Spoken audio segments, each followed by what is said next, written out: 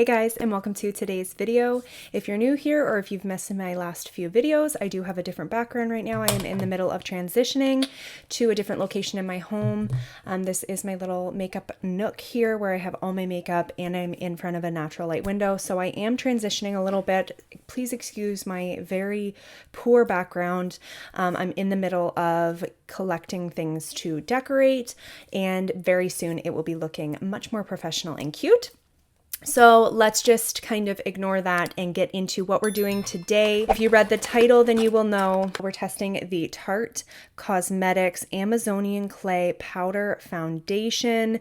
This is one of their newest products and also part of their very well-known and loved line, Amazonian Clay. They had a liquid foundation that was just a cult favorite for so long and still is. I actually never tested the reformulation of that, but very well loved and known line. This is the product right here, which can we just take a moment for the packaging? How beautiful and stunning. It looks like a little like pearl compact, very beautiful, like opalescent little design, and this is the product right here. So this is a powder foundation. So it's a 16-hour long wear powder with the full coverage of a liquid foundation. It's infused with Amazonian clay and hyaluronic acid to moisturize. It's not supposed to cake, flake, or fade, and it is matte but never flat. It blurs pores, fine lines, and wrinkles. So it basically is supposed to do it all. If you've watched my channel before, you will know. So nice to be able to just like reach over and grab what I'm talking about. I'm so excited that we've moved up into this little nook here. This is my favorite powder foundation of all time in my whole entire life. I feel that it's completely unbeatable, but I'm obviously down to see if something can beat it, and I'm fully open for that. This is the one size turn up the base versatile powder foundation.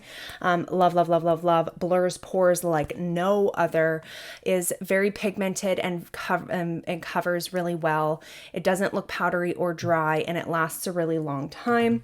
So I'm hoping that this one will do the same. I have already primed the skin with the Wet n Wild Impossible primer. This one is just a really nice kind of do-it-all kind of primer. It does mattify the skin, but it also hydrates the skin, and because this is a matte finish, I didn't want to go in with anything too mattifying, so this is kind of the perfect in between.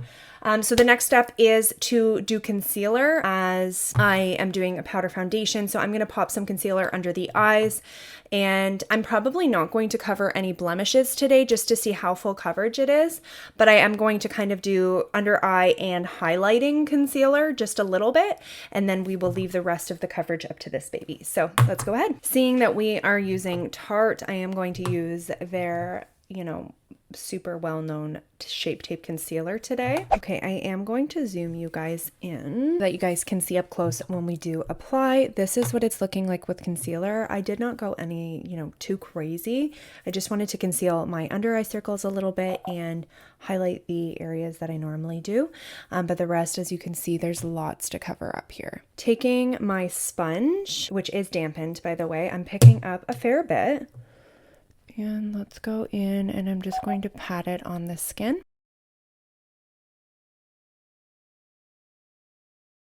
I'm going to go in on the under eyes as well. Not all powder foundations are safe for under the eyes, so I am really hoping that this one will look good. So far, the coverage is definitely not full, but hopefully it's buildable. And also I am going to try a brush on this side to see which one performs better. So that is one layer on this side of my face with a dampened beauty blender. Let's go ahead with a brush on this side. So far it's definitely not full coverage, but it is blurring the pores pretty good and looking really nice and lightweight and smooth. So I'm hoping that this will turn out and even build a little bit to a more full coverage. I'm not loving it with the brush. It's a little more like powdery, and it's not giving me any more coverage. So I'm going to go in with the sponge, and then let's go in with a second layer to see if it's buildable. So I'm actually noticing much better application when I'm swiping it on with the sponge, which is odd. Typically, you kind of have to press it into the skin, but I mean, whatever works. It just feels so weird to swipe my face with a sponge. You know what? I never try these little things, but let's try it. Maybe this is the game changer. Doesn't look like anything fancy, but I mean, little more coverage, but I don't think anything that this sponge couldn't do. Okay, going in with a bit of a second layer. Let's see how full coverage this can get. I feel like I'm using a lot of this product just to get this coverage, but I mean, it is looking really nice. I'm not sure how I feel about this one yet. Under the eyes is not looking super dry or anything, but it didn't deliver like I did. I would have applied more concealer if I had known it wasn't going to be very full coverage.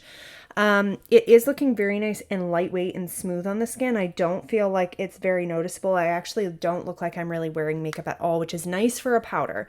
So the fact that it's undetectable and lightweight, I love. The fact that it does blur the skin and make it look really nice and smooth, I love. The only thing is the coverage isn't as good as it was claiming to be. And I would have liked to see a little bit more, but I mean, realistically, I could have popped a little bit of concealer on those and I would be happy to use this again. So now the real test is to actually see how it wears. So what I'm going to go ahead and do is finish up my makeup. I'll show you what it's looking like. You know, how does makeup sit on top of it and blend on top of it? And then we will go ahead and do a wear test. I did finish my makeup and this is what it's looking like. With the powder foundation. I'm liking it. I'm not like in love with it. I'm not like absolutely obsessed with it, only because the coverage is not super great. It's definitely not as good as my one size. It does have a really nice blurring, smoothing, you know, finish to it. It has a nice matte finish without making your skin look dry. It is lightweight and natural, but because the coverage is less, you know, than the one size. I personally prefer my one size, but I'm going to go ahead and give it a good wear test. I just wanted to show you what the full face makeup is looking like. Unless you're looking for super intense full coverage, I don't think you're going to like not like it, but let's go ahead and see how it wears before I give that final opinion. Okay, so it's the end of the day for the Tarte powder foundation. I definitely have a shine, but like this is, oh, it would be like 9 hours. This is looking good for 9 hours. It didn't separate in the nose.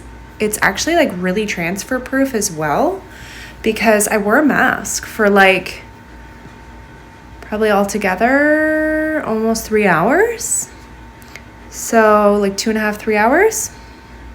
I'm pretty impressed. It would just need a little bit of a touch up, but I'm actually quite impressed with the wear. The only issue I had with it is the coverage. So if you are into more of a light to medium coverage, then you would like this, like a medium coverage. You definitely can build it to a good medium. So I would definitely use it again. I do really like it. It's super lightweight. It lasts a long time. Aside from the shine, it's hasn't broken down at all. And it's looking so good. So it's editing Caitlin here. I have no idea what happened to the audio in that video, so I apologize, but I'm here to finish up the video. Final opinion, as I said, I did actually really enjoy the foundation more than I thought I was going to at the beginning of the video. The only reason I was so harsh on the coverage is because it claimed to be so full coverage, so I did go in with higher expectations, but keeping in mind that the coverage is maybe not quite to the full and more of a medium coverage. Every other thing about it, I really, really enjoyed the way it looked on the skin, the way it wore on the skin. So I do recommend it if you are looking for a more light to medium coverage powder foundation that is going to be super beautiful, smoothing, and lightweight on the skin. Thanks so much for watching, guys. I hope you guys enjoyed. Don't forget to subscribe, give me a thumbs up, and I'll see you guys next time. Bye.